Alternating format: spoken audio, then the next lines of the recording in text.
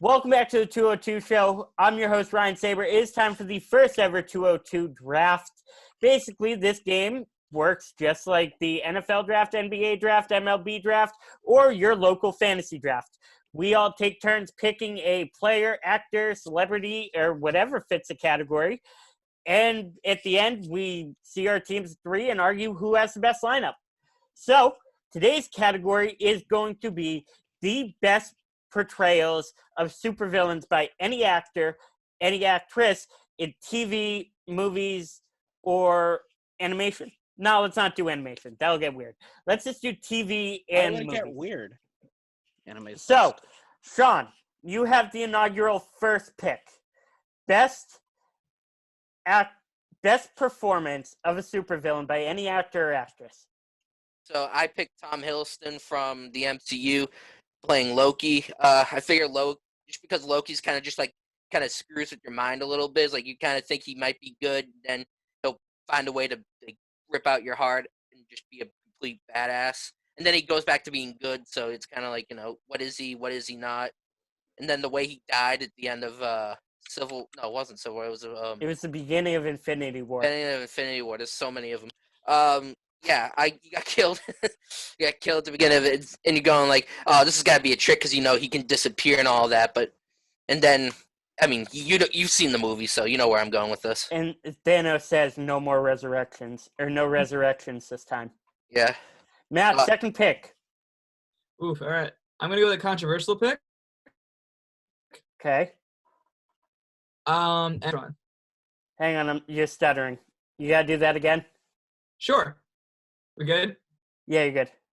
I'm going to go with a more controversial pick, and that's James Spader as Ultron. Great. Ooh. I didn't even think of that one. He's a fucking great villain. His writing wasn't great, but great actor in a bad movie. Oh, I love him as an actor. He's amazing. James Spader is the fucking best. Robot California? Robot California, baby. Robot California, baby. Yeah, I definitely liked Ultron, and I even liked that movie. It wasn't a great movie.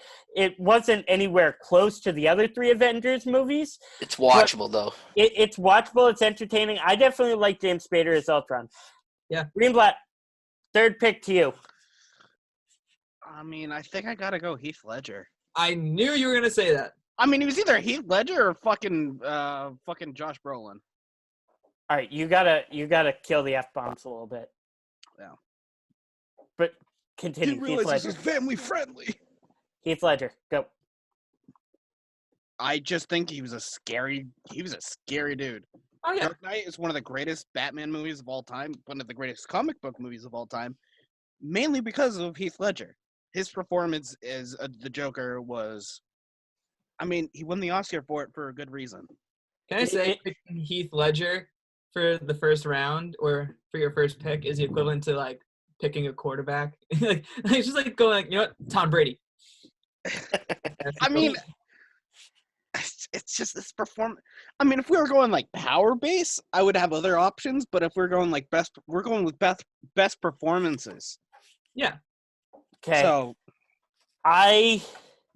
and first of all, in our fantasy league last year, I was the one who picked the quarterback first round, and I was actually very happy with it. Patty Mahomes, baby. I did not think this was going to be available in my first pick, considering it's number 4. And I think Greenblatt mentioned it, and I'm unfortunately going to take the obvious one, and that's Josh Brolin as Thanos. I don't think Disney could have picked this villain any better. Josh Brolin just being so stern and so... He's a really good actor. Terrifying and intimidating.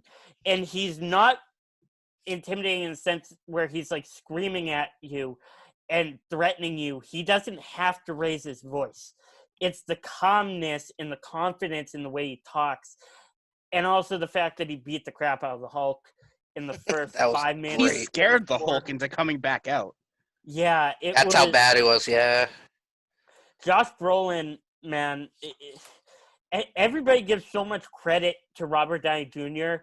for Avengers Endgame. Josh Brolin just knocked it out of the park. Absolutely. And honest to God, this is kind of a no-brainer for me for the first pick. So, Yeah. Sean, it's going back to you. Your second pick so far in the first round off the board. We have Loki, Ultron, Heath Ledger, Joker, and Thanos. I don't know if this one will count, but I was gonna go with Joaquin Phoenix as Joker, considering what he turns into. I mean, I still think Heath Ledger's still the best Joker, but man, Joaquin Phoenix made a great, makes it interesting because I feel like it just shows how the villain is made, like how he was kind of forced into just being complete psycho, and he was just so good at playing him. He won an Oscar for it too, so it's like he was. Oscar. Yeah, he was just incredible. Real quick, am I the only person who hasn't seen Joker? Excuse me? I didn't want to see it. I didn't really have an interest in seeing it. It was a weird movie, but it was well done. It was just a good movie. I've watched it 4 times now. I don't. Okay, have I'm an not that interest- crazy. Yeah. I don't have an interest in watching it. Dude, I watched that movie 4 times and I've read the screenplay. It's a great movie. It's incredible. Okay. So, in my opinion, I think what separates the Heath Ledger Joker and the Jared Leto Joker is the Jared Leto Joker is definitely more of an independent Joker, whereas Heath Ledger does feel a little bit more pulled from the comic books. What do you mean, Joaquin? Yes. Yeah, I would Joaquin. not pick Jared Leto's Joker. Yes, I'm sorry. Oh. Jared Leto's Joker was the angry Juggalo, so we're gonna not that one. The difference between Heath Ledger's Joker and Joaquin's Joker was that, like I said, Heath Ledger's Joker I felt like had a little bit more of a comic background in it. Now, granted, definitely. that was because he's in a Batman film. Yeah. And as I probably said to Matt a couple thousand times before the Phoenix Joker came out, the Joker independent film came out, is how the hell are they going to do a Joker film without Batman? And then they pulled it off. They pulled it off pretty good. Exactly. But it does lack a yin to the yang. Oh, absolutely. That part. That's what made Heath Ledger so, because he could be the bad guy to Batman's. Yeah, he was. Exactly. He was the perfect antithesis of what Batman was. And as much as I did love Joaquin Phoenix's Joker, it didn't have that antithesis factor. Oh, I see exactly what you mean. Not antithesis. Yeah, it is antithesis. Yeah, I know sorry. what you mean. No, it's all good. Yeah, All right. That's fair. Matt, picks to you. All right. Number 2, I'm gonna have to go with Alfred Molina, Spider-Man 2, Doc Ock. Okay. I can see that. The dude, to this day, Spider-Man 2 is one of the best superhero movies of all time. And Sam Raimi, man. And Yeah. I think Alfred Molina did a great job just being a likable, interesting bad guy. And that's the thing. That's the thing. Not everybody remembers about Doc Ock is that Doc Ock's not always a bad guy. Yeah. Green Goblin is always a bad guy. Bad guy. Carnage is always a bad guy. I could be wrong, but unless there's a book out there I haven't read, Kraven is always a bad guy. Yeah. Venom's not always a bad guy. No. Doc Ock's not always a bad guy. And that's Venom why- hasn't been a villain in Venom hasn't really been a villain in the last 5-6 years, really. Point made. And the thing is, that's what a lot of people don't understand about Doc Ock is that he's also a mentor to Peter Parker. And that's what I think Alfred Molina did such a good job portraying is the mentor Otto Octavius versus just evil Dr. Octopus. Greenblatt picks to you. God. Oh. Man, I'm gonna go Killmonger. Okay, that's not a bad one. Good one. That was up on my list. I know it goes with the cliche of the reverse of that of your villain, but man, Michael B. Jordan helped make that movie as good as it was. It was so well done. It was so well done. I'm not gonna lie. The final scene with him and his death scene, I cried a little bit. It was fucking amazingly well done. He was a great villain, easily in the top 5 villains in the MCU. I'm saying it right now. I think he's easily a top 5 villain in the MCU. His performance, Michael B. Jordan's a fantastic actor, and his performance in that movie was it helped make it as beautiful of a movie as it was. Yeah, and I don't think you're gonna find very many people who will argue with you on that. Killmonger definitely was not ripped from the comic books directly. No. They took a lot of liberties on it. I felt like they more just used the name Killmonger than anything. Oh yeah. But oh my god, it was amazing. his It was cousin, very, right? very, very well done. That was a good twist part of the story to make it like, family fighting each other just makes that just adds to it. Yeah. Okay. I am going to take a sleeper pick here. I have a feeling you're gonna choose the one I'm gonna choose in round 3. Really, I don't think I am. Go for it. So I'm gonna make a sleeper pick here, and I'm going to pick a supervillain character that borderline has no comic book adaptation of it. Oh, all right. Nope. So Prometheus on season 5 of Arrow. Adrian I can't get Adrian this. Chase, played by Josh Segarra, was just scary. He was the most intimidating character I've ever seen. Oh, okay. Now I just The remembered. mental games, the mental torture that he put Oliver Queen through, played by Stephen Amell in season 5, was just unlike any movie, TV show I've ever seen. The manipulation, the psychological manipulation that Prometheus had over Arrow, convincing Oliver that he isn't a hero, he's a murderer, and he ruins everybody around him's life. And then to prove it to him, to take him to an island, strand his friends on an island, and then blow the island up while you're threatening to kill his son. Oh my God, it was just amazing. And on top of that, this comes after the worst season of television, in my opinion, ever. And that Game of Thrones season 8. Arrow season 4. Game of Thrones season 8 was much worse. For sake of argument, comes after the worst season of CW superhero history. Okay, I'll take And that. Arrow season 4 with Damien Dark, where they basically had a guy with the bow and arrow fighting a guy with magic powers, it just didn't work. You needed a human with no superpowers to counteract Oliver Queen, and you got it, man. Prometheus by Josh Segarra. If Thanos wasn't available, this was going to be my first pick. Man, I love this pick so much. I love this character. I love this actor. I wish they had him in the comic books. I really do. They have a DC villain, Prometheus. It's not the same guy. It's not. So moving back to number 1 in the third pick, Sean, it's your final pick. All right, I'm gonna go with the Green Goblin from the original Spider-Man. Ooh. Willem Dafoe. And he's a great actor. Great actor, but he's also good at playing complete psychos and villains, and he just did a great job. Like you could tell he was kind of like a bad dude before he became the Green Goblin, and then the Green Goblin just turned him into. Jesus Christ! What the fuck was that? I'll cut it out. Matt? It wasn't me, was it? No, I think it may have been. Oh no, Matt's muted, so it's not Matt. No, Matt wouldn't do that on purpose. Sean, just start over. Willem Dafoe. 3, 2, 1. So Willem Dafoe. Wait, There it is again. Oh no, it's Sean touching his mic. I think. Or not? One more time.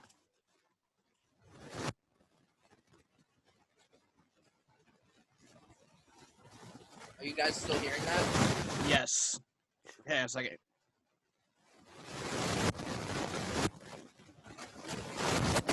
Yeah, it's definitely Sean because his audio is lighting up, so it's coming from him. All right. Whatever. Willem Dafoe. Willem Dafoe just played ridiculous Green Goblin. I thought, he was a bad dude to begin in the movie, and then the Green Goblin just turned him into a completely bad, just murderous psychopath. And Willem Dafoe's just a great actor. He's good at playing just psychopaths and, not so good dudes. Yeah. And I think it's easy to pick Willem Dafoe over the Dane DeHaan Green Goblin that I think we all wish didn't exist. Yeah, that's one way to put it. Hot take, I actually don't hate Spider-Man 2 that much, or Amazing Spider-Man 2 that much, They weren't except bad for movies. They that. just weren't that good. Yeah. Yeah. Oh, that villain was Except not for good. that. Yeah, that was not. No. All right, Matt, final pick. So, for me, I guess keeping it on the Spider-Man track, Michael Keaton's Vulture. Ooh. Yeah. I think that was an interesting character that he was, Michael Keaton's too likable, which kind of helped in this case because you want to like him and he's kind of got like, he feels like he's on his only chance of like doing something issues, by yeah. being a bad guy, Yep. but it works so well. Yeah. And I can agree to that. And they made him relatable. Yeah. The problem is they made him a guy who loses his job because of external circumstances, who has to provide for his wife and kids, and has to do bad things in order to do so. And granted, I would like to think all of us, if put in that situation, wouldn't become murderers and bank robbers and using technology to hurt people, but you know what I mean? Yeah. Yeah. Circumstances change things. Greenblatt, final pick. Oh, I'm stuck between 3 right now. Okay, well, you got to pick one. And if you pick mine, I'll find you. All right. I'm going to go with Gene Hackman. Ooh, Ooh, that's. I callback. dig it. Yeah. I mean, he's Lex Luthor, man. And then He played Jesse Eisenberg. Yo, we don't speak of that. No. I mean, Gene Hackman as Lex Luthor. I mean, you just don't get as crazy Lex Luthor plot No, as you you don't. do in the first Superman movie. No. New California for beachside property. I just rewatched Superman. Just like 1. short and simple instead of like all these complex plans. It out really And is. it Instead of the crazy stuff that Jesse Eisenberg was doing in the most complex superhero movie plot you've ever Yeah, seen, that was brutal. aside from maybe Watchmen, but we'll leave that alone. Yeah. Oh, such a good movie. Great film. Show is even better. You have to watch the show if you have not seen the show. Yeah, but Gene Hackman is Lex Luthor. I love it. I think it was very well done. And I don't think you're ever going to see a Lex Luthor as well done as that. No. No. mean, Kevin Spacey, he was. No. I mean, you can't really talk about Kevin Spacey anymore, but. John Cryer wasn't bad. I didn't watch any of his appearances. John Cryer, I actually didn't hate his Lex Luthor. I just wish he was a little bit more physically intimidating. Oh yeah. He's Lex not Luthor really had- You're dealing with Alan. Yeah. Okay. Yeah, all I can see Exactly. with John Cryer is fucking 2.5 Men. All right, final pick, and this should come as a surprise to absolutely nobody on this panel. And the problem is the character I want to pick actually has 2 actors portraying him, Oh, I knew this. Yeah. and it's very hard for me to pick which one. Of course, I'm talking about The Flash, Oh, and that's I'm where I thought you talking were going about with it all. Eobard Thawne, the Reverse Flash. Oh. I'll be honest, I thought you were going Magneto. No, but that's a very good one, too. Yeah. I'm McKellen or Fassbender. Yeah, I'm not going to disagree with you there. That's who I was having trouble with. Eobard Thawne in The Flash is portrayed by 2 actors. Can And we do another round of this? okay, yeah. And yeah, Matt's like, I'm running out of ideas. Oh, I've got plenty. Okay, let me cover mine real quick. So Eobard Thawne is the Flash, or Eobard Thawne, the Reverse Flash on the CW show The Flash, is portrayed by 2 actors. And if you watch the show, you understand why he's portrayed by 2 actors. There's time traveling involved. There's a weird disguise machine, where he runs back at, spoilers if you haven't watched the season from at this point 6 years ago, runs back in time, and yeah, 6 years ago. That makes me feel so old. Yeah, right. Oh, Runs you're back the in one time, above. steals somebody else's body so he could quote unquote be somebody else. And for the first season of the show, he's portrayed by Tom Cavanaugh. Of course, Tom Cavanaugh's played at this point 9 or 10 different characters on the show, and he's probably most known for being the Reverse Flash. And this is well done in the sense that he encapsulates how manipulative and how smart the Reverse Flash is. How the Reverse Flash in the comic books, if you haven't picked up by now, is my favorite supervillain ever, and I don't think it's even close. I think there's another one who, if we do one more round, will be my next pick. But we'll get there in a minute. He encapsulates how smart and how one step ahead of Barry he is in the comic books and just in the character's yin and yang factor. And he really does have just that I'm smarter than you attitude and the confidence that Eobard Thawne does so well. Tom Cavanaugh as the actor is just so out of this world amazing. I think Tom Cavanaugh is one of the most underrated actors in entertainment right now. And the second actor, Tom Cavanaugh plays him in season 1. I think it's just season 1, 4, 5, and 6. The second actor who portrays Eobard Thawne is Matt Lesher. Now, I've seen Matt Lesher in other things. I don't know what specifically he's in, where he's been in for a long period of time. He was in Narcos season 3. He was in a couple episodes of Law and Order. But Matt Lesher plays Eobard Thawne in season 2 of The Flash, season 3 of The Flash, I think. Don't quote me on that. Yes, definitely season 3 of The Flash, and Legends of Tomorrow season 2. And I actually, believe it or not, like Matt Lesher as Eobard Thawne more than I do Tom Cavanaugh. And the reason for that is he plays a more evil character. You get, in my opinion, more of an intimidating, psychotic, hatred-defined character from Matt Lesher than you do Tom Cavanaugh. And not just that, but I think you get the arrogance of Eobard Thawne and at the same time immaturity of Eobard Thawne, and I think he just plays a better yang to Grant Gustin's yin than Tom Cavanaugh does. Now, Tom Cavanaugh and Grant Gustin are great on scene together. I personally think it's better when he plays Harry Wells or any of the other 5 Welleses than the original Eobard Thawne. I personally, like I said, prefer Matt Lesher as Thawne and Tom Cavanaugh as Harrison Wells. Like I said, it's The Flash. It's confusing. But I love this character so much.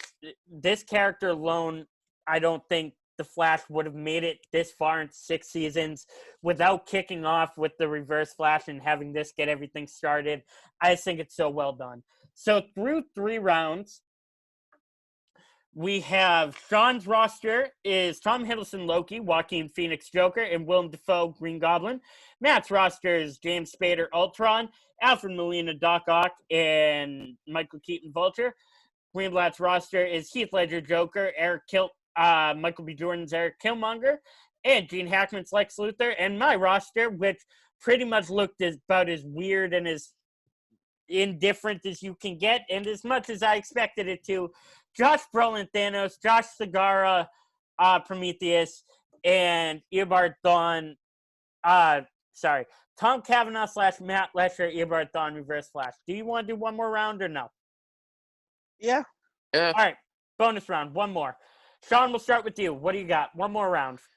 I gotta say, I was torn between 2 people. I almost thought about doing another Joker with Jack Nicholson. Yeah, that's who I was. That's 2 joke. But I already picked a Joker, so I'm gonna go with Tom Hardy as Bane in Dark Knight Rises. I just love Tom Hardy's a great actor, and Bane was just, he was trying to do it was kind of like the right thing, like to bring the lower man up in a way, but it was obviously ulterior motives, and it turns out he wasn't working alone. If you watch the movie. Yeah, and that voice, come on.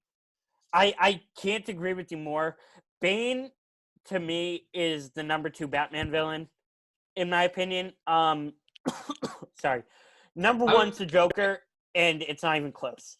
The Joker's leaps and bounds ahead of anybody else on the list. He's an entirely different category all by himself. But Bane, to me, is, I think, Batman's most overlooked villain because he is more recent. To my knowledge, he was only created in the late 80s, early 90s. It was his first appearance, Nightfall. Yeah, Nightfall I think you're might right. have actually been his first appearance. So his first appearance wasn't until the early 90s, whereas you got guys like Two-Face, Riddler, Penguin, Mr. They've been around Freeze since the beginning. Been around First- since ever. First appearance of Bane, Vengeance of Bane, #1, Batman, January 1993. 93. So there you go. So even though Bane hasn't been a recent villain, I still think Bane's probably, in my opinion, he's actually my favorite Batman villain, aside from somebody Excluding else's. yeah, he's obviously. a DC villain more than a Batman villain. But I agree. Tom Hardy was really well done. The only issue I had is that Tom Hardy's 5'8", and Bane's supposed to be 6'8". Yeah, that part. Yeah. But I'll let that slide. Matt, balls to you. All right, boys. My fourth pick is strictly out of spite for our boy Greenblatt, and that will be Michael Fassbender. You mother! This guy. Oh, Right? that's awesome how you did that. Thank you. I I hate tried. you. Well, now I need to find a new pick. Michael Thanks a Fassbender is lot. another one of those characters who's just like way too likable to hate. Yeah. And he plays bad so well. No, he and- really does. Yeah, I mean, when you it's hard. Oh, I got a pick. Matt, we lost you. Oh, I said, it's really hard to follow up Ian McKellen as an actor, and Fassbender totally. You did a stopped. pretty good job. Yeah, I would He say. did an amazing job. Like, I can't think of anybody who could have done it better. Those are awful absolutely. movies. They hit it on the hammer. Those are They hit the awful, hammer on the head. awful movies. But it's worth them except for Dark Phoenix. That's a whole other can of worms. They're If not it was all just for bad. his- I actually disagree. Yeah, I I thought Days of Future Past was No, the I'm best saying X-Men movie. all of like most of them are bad. Logan. But okay, I still have to see Logan. I still haven't seen it yet. Greenblatt. Dude, what the hell? You arguably have missed out on 2 of the top 5 comic book based movies of all time.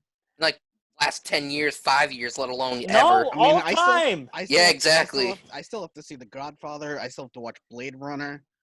I only watched The Matrix this year. All right, Greenblatt, make your next pick so I can kick you out. Can I go with Ralph Fiennes as Voldemort? No. How about Hugo Weaving as Agent Smith? I was Have thinking you another seen The Hugo Matrix? Weaving character. Yeah, but he's not a supervillain.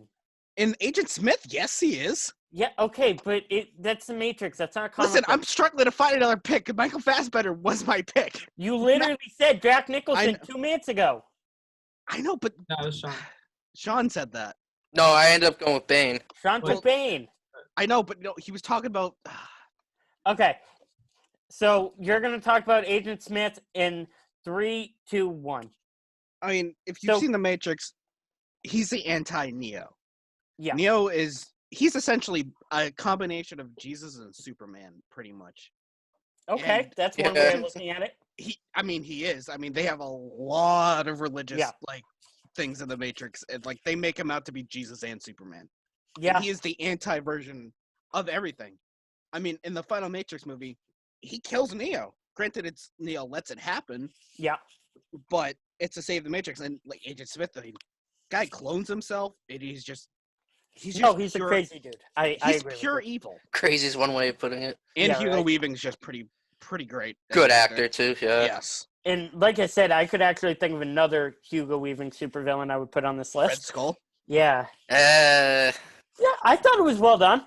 Yeah. oh, I thought he was great. It's not yeah. my pick, though. My pick, Fair and enough. once again, this should come as a surprise to absolutely no one. And that's probably my other favorite comic book villain ever, period, not even close, is Manu Bennett as Deathstroke in the Arrowverse. Slade Wilson is a bad dude. Slade Wilson is a scary, intimidating dude. And granted, while he might not, in my opinion, scream as much as Manu Bennett was just running around screaming, kind of like Shia LaBeouf in Transformers in the CW Arrowverse, specifically Arrow, I don't actually think he was in any other show. No, he wasn't. So it was only on CW's Arrow. Manu Bennett just so well done. He was so scary, so intimidating, so strong, and really captured, I don't just want to say how badass Slade was, but how stern Slade was, his moral code, his need for vengeance and his need for revenge. And not just that, but the fact that the Mirakuru drove Slade crazy, and Manu Bennett played a really good crazy person. Like, in terms of just a guy roid raging, I thought it was incredibly well done. I thought the show itself encapsulated how manipulative and how combatively smart Slade Wilson can be and how smart Slade Wilson's supposed to be. And it was just so well done. And then the fact that he comes back to redeem himself at the end of season 5, early season 6. And I think that's the last time we see him is the end of season 6. Oh, did he? I never watched any of that, so I completely missed most of that. Okay. Because I fell off of a lot of those shows. All right. So, final tally is, Sean, you have Tom Hiddleston, Loki, Joaquin Phoenix, Joker, Willem Dafoe, Green Goblin, and Tom Hardy, Bane. Matt, you have James Spader, Ultron, Alfred Molina, Doc Ock, Michael Keaton, Vulture, and Spike Greenblatt, Michael Fassbender, Magneto. Greenblatt, you have Heath Ledger, Joker, Michael, what? I have Killmonger written down, but every time I have to stop and think who it is. Michael B. Jordan, Killmonger, Gene Hackman, Lex Luthor, and Hugo Weaving, Agent Smith. And, of course, I have Josh Brolin, Thanos, Josh Segarra, Prometheus, Tom Cavanaugh, and Matt Lesher, Reverse Flash, and Manu Bennett, Deathstroke. That is going to be our show tonight. Thank you guys for watching. We are going to come back at some point, I promise. We will figure out a schedule after this. I'm Ryan Saber. For all of us here at the 202 Show, have a good night.